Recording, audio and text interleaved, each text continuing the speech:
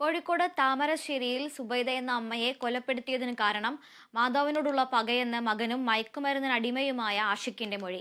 പലതവണയായി മാതാവിനോട് പണം ആവശ്യപ്പെട്ടിട്ട് നൽകാഞ്ഞതും സ്വത്ത് വിൽപ്പന നടത്താത്തതുമാണ് പകയുടെ കാരണമെന്നും മൊഴിയിൽ പറയുന്നു. 25 വയസ്സുള്ള ആഷിഖ് പലതവണ മാതാവ് സുബൈദയോട് പണം ആവശ്യപ്പെട്ടിരുന്നു. സ്വത്ത് വിൽപ്പന നടത്താനും ആവശ്യപ്പെട്ടു. സുബൈദ ഇതെല്ലാം നിരാകരിച്ചതാണ് കൊലപാതകത്തിന് കാരണമെന്ന് പോലീസ് പറഞ്ഞു. ആഷിഖിന് 1.5 വയസ്സുള്ളപ്പോൾ പിതാവ് ഉപേക്ഷിച്ചു പോയതാണ്. പിന്നീട് വളർത്തിയതും പഠിപ്പിച്ചതുമെല്ലാം ഉമ്മ സുബൈദയാണ്.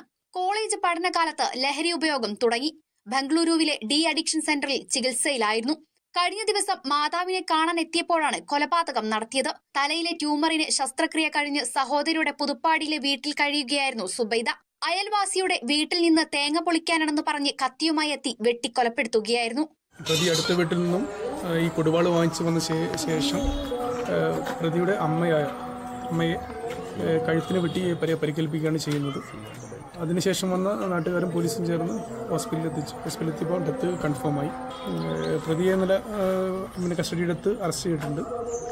മോട്ടീവായിട്ട് ഇയാൾ ഈ അമ്മയോട് ഇടയ്ക്കിടയ്ക്ക് പണം ആവശ്യപ്പെടാറുണ്ടായിരുന്നു. പിന്നെ അമ്മയുടെ പ്രോപ്പർട്ടി വിൽക്കണം എന്നുള്ള ആവശ്യപ്പെടാറുണ്ട്. ഇത് കണ്ടിന്യൂസ് ആയിട്ട് ആവശ്യപ്പെടാറുണ്ടായിരുന്നു.